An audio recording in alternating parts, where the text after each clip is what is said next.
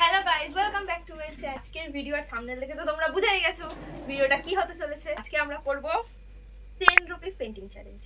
এই যে আমার হাতে আছে 10 টাকা। আমরা সেই ছোটবেলার দিনে ফিরে যাব উইথ রঙ্গিলা কালার। দেখতে থাকো ভিডিওটা কি হয়।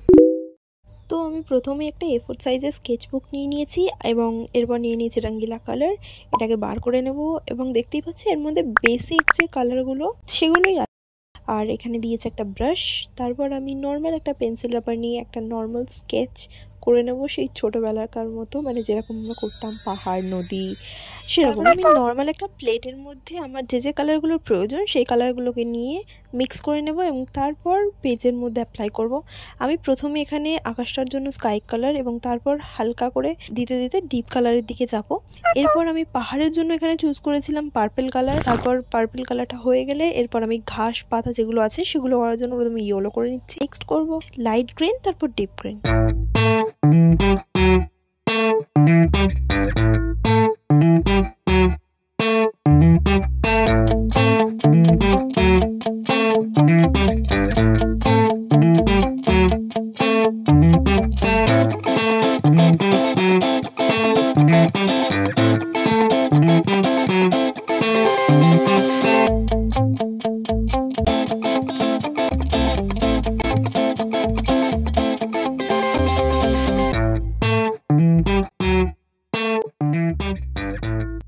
এই কালারটা সবই ভালো, বাট একটা সবথেকে বড় সমস্যা হচ্ছে কালারটা ফুটছে না।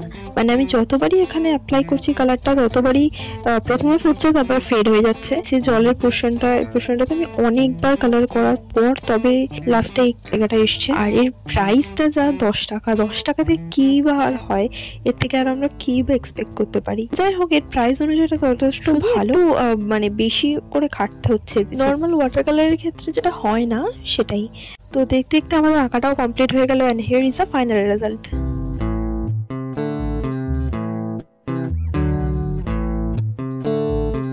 তোমাদের ভিডিওটা কেমন লাগলো জানিও, আর আমি চ্যালেঞ্জে পাস করলাম না ফেল সেটা তোমরা কমেন্ট বক্সে জানাতে পারো। দেখা হচ্ছে অন্য কোনো ভিডিওতে। Thanks for watching.